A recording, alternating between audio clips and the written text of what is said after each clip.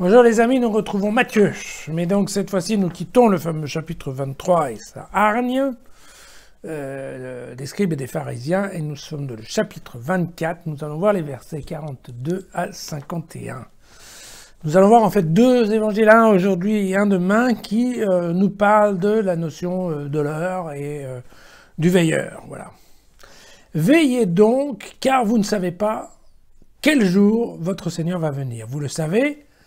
Si le maître de maison connaissait l'heure de la nuit à laquelle le voleur va venir, il veillerait et ne laisserait pas percer le mur de sa maison.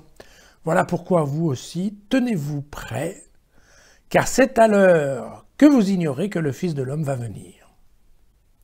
Quel est donc le serviteur fidèle et avisé que le maître a établi sur les gens de sa maison pour leur donner la nourriture en temps voulu? Heureux ce serviteur que son maître, en arrivant, trouvera en train de faire ce travail.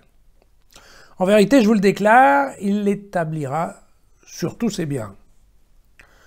Mais si ce mauvais serviteur se dit en son cœur « Mon maître tarde », et qu'il se mette à battre ses compagnons de service, qu'il mange et boive avec les ivrognes, alors le maître de ce serviteur arrivera au jour qu'il n'attend pas et à l'heure qu'il ne sait pas, il le chassera et lui fera partager le sort des hypocrites.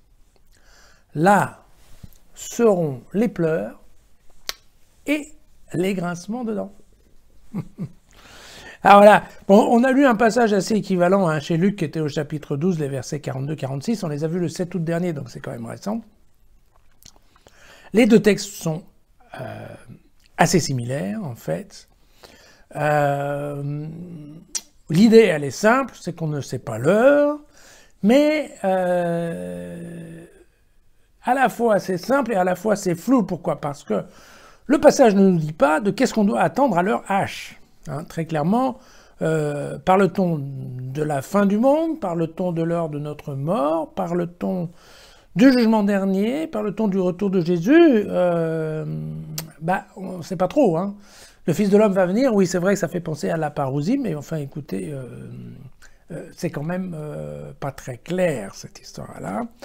Et donc en fait Matthieu nous dit juste d'être vigilant, d'accord, pour ne pas être pris par surprise, d'accord, et d'avoir un comportement impeccable de telle façon à ce que quand il va revenir ou quand il va venir, on ne sait pas trop de qui on parle, effectivement, il n'y a pas de mauvaise surprise et que le maître nous trouve dans le mieux de notre forme et de notre travail.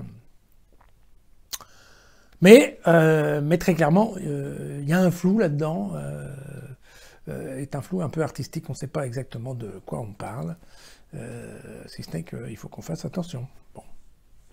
On va voir si demain on en sait un petit peu plus. Alors, à demain.